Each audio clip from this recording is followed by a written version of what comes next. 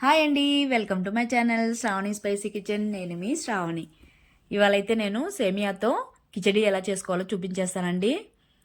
బాగా వెజిటబుల్స్ అన్నీ వేసుకొని, జీడిపప్పులు వేసుకొని ఈ విధంగా కిచడీ చేసుకొని వేడివేడిగా సర్వ్ చేసుకున్నామంటే ఆహా అద్భుతంగా ఉంటుందండి. నేను చెప్పడం కంటే ఒకసారి మీరు ట్రై చేసి చూడండి. టేస్ట్ అనేది మీకే అర్థమవుతుంది. ఆ తర్వాత అసలు వదలరు, అంత టేస్టీగా ఉంటుంది.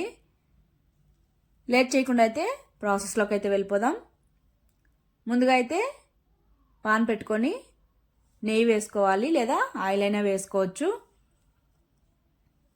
మంటను మీడియం ఫ్లేమ్లోకి పెట్టుకొని సేమియా అనేది ఇక్కడ 1.5 కప్పు తీసుకున్నానండి. మంచిగా లో టు మీడియం ఫ్లేమ్లోకి అడ్జస్ట్ చేసుకుంటూ మంచి కలర్ వచ్చేంత వరకు వేయించుకోవాలి. సేమియా అనేది వేగిన తర్వాత 3 స్పూన్స్ రవ్వ వేసుకొని రవ్వ కూడా కాస్త ఫ్రై చేసుకోవాలి. రెండు కలిపి ఈ విధంగా ఫ్రై చేసుకోవాలి. ఈ ఫ్రై అయిన తర్వాత తీసి ఒక ప్లేట్లో పక్కన పెట్టేసుకోవాలి. తర్వాత స్టవ్ మీద కడాయి పెట్టుకొని 1 స్పూను నెయ్యి, తర్వాత కొద్దిగా ఆయిల్ కలిపి వేస్తున్నాను. అచ్చంగా నెయ్యితో చేసుకున్న టేస్ట్ మాత్రం చాలా బాగుంటుంది నెయ్యి వల్ల. లేదంటే నెయ్యి తినని వాళ్ళు అచ్చంగా ఆయిల్తో అయినా చేసుకోవచ్చు. తర్వాత ఆయిల్ అనేది కొద్దిగా వేడెక్కిన తర్వాత జీడిపప్పులు, మినపప్పు, అలానే శనగపప్పు వేసుకొని మంటను లో టు మీడియం ఫ్లేమ్లోకి అడ్జస్ట్ చేసుకుంటూ కలర్ వచ్చేంత వరకు వేయించుకోవాలి. కాస్త వేగిన తర్వాత ఇందులోనే జీలకర్ర, ఆవాలు వేసుకొని ఇంకాసేపు వేయించుకోవాలి. ఈ విధంగా కలర్ మారిన తర్వాత ఇందులోకి సన్నగా పొడవుగా కట్ చేసుకున్న పచ్చిమిర్చిని వేసుకోవాలి. పచ్చిమిర్చి అనేది మీ స్పైస్కి తగ్గట్టు వేసుకోండి. తర్వాత ఆనియన్ సన్నగా పొడవుగా కట్ చేసుకొని వేసుకొని ఆనియన్ అనేది మెత్తబడేంత వరకు ఫ్రై చేసుకోవాలి. తర్వాత ఇందులోనే సన్నగా బాగా తురుముకున్న అల్లంను కూడా వేసుకొని అది పచ్చివాసన పోయేంత వరకు ఫ్రై చేసుకోవాలి.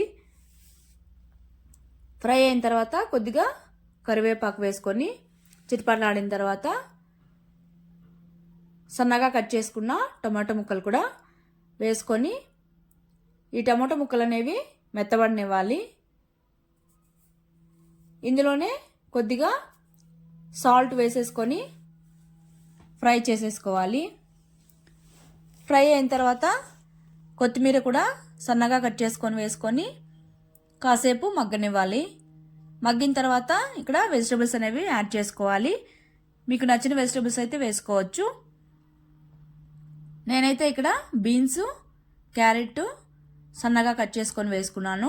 అలానే బఠానీ కూడా ఫ్రెష్ బఠానీ వేసుకున్నాను.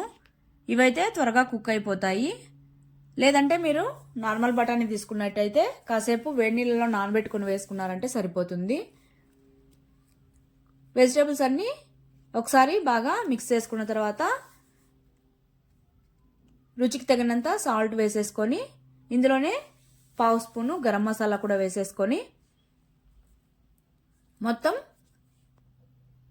2 మినిట్స్ బాగా మగ్గించుకోవాలి వెజిటబుల్స్ అనేవి. ఈ విధంగా మగ్గిన తర్వాత ఇందులోకి వాటర్ అయితే యాడ్ చేసుకోవాలి.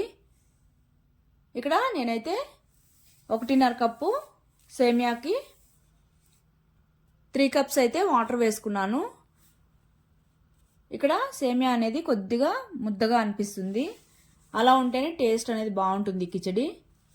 లేదు మాకు ఇంకా పొడి పొడిగా రావాలి అంటే 2.5 కప్పు వాటర్ వేసుకుంటే పర్ఫెక్ట్గా సరిపోతుంది. పొడి పొడిగా కిచడీ అనేది ముద్దగా ఉంటేనే బాగుంటుంది.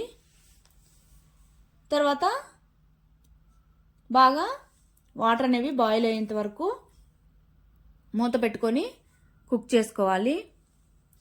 వాటర్ అనేవి బాగా బాయిల్ అయ్యి వెజిటబుల్స్ కూడా కాస్త ఉడికిన తర్వాత మనం వేయించి పెట్టుకున్న సేమియాను కూడా వేసేసి మంటను లో టు మీడియంలోకి అడ్జస్ట్ చేసుకుంటూ ఉండాలి. ముందుగా అయితే కాసేపు మీడియం ఫ్లేమ్లో పెట్టుకొని కన్సిస్టెన్సీ ఈ విధంగా అయిన తర్వాత లో ఫ్లేమ్లో పెట్టుకొని కుక్ చేసుకున్నారంటే మంచిగా కుక్ అవుతుంది. అలానే టెక్స్చరు టేస్ట్ అనేది కూడా బాగుంటుంది. హై ఫ్లేమ్లో కానీ పెట్టి కుక్ చేసామంటే ఒకేసారి బాగా ఫ్లేమ్ ఎక్కువ అవ్వడం వల్ల కుక్ అవుతుంది, కానీ అంత కమ్మదనం అయితే ఉండదు. ఇదైతే నా ఒపీనియను. తర్వాత ఈ విధంగా చూడండి, ఈ విధంగా ఉన్నప్పుడే స్టవ్ ఆపేస్తే సరిపోతుంది. మళ్ళీ చల్లారాక ఇంకాస్త పొడిగా అవుతుంది. కిచడీ అనేది ఈ విధంగా ఉంటేనే బాగుంటుంది. అంతే అండి, సింపుల్గా సేమియా కిచడీ అయితే రెడీ అయిపోయింది. దీనికి కాంబినేషన్ అయితే మాత్రం ఆ వేడి వేడిగా ఆవకాయతో తింటే అద్భుతంగా ఉంటుంది. మీరైతే తప్పకుండా ట్రై చేసి మీకు ఎలా వచ్చిందో కామెంట్ చేయండి. అలానే మన ఛానల్ అయితే సబ్స్క్రైబ్ చేసుకోండి. బాయ్.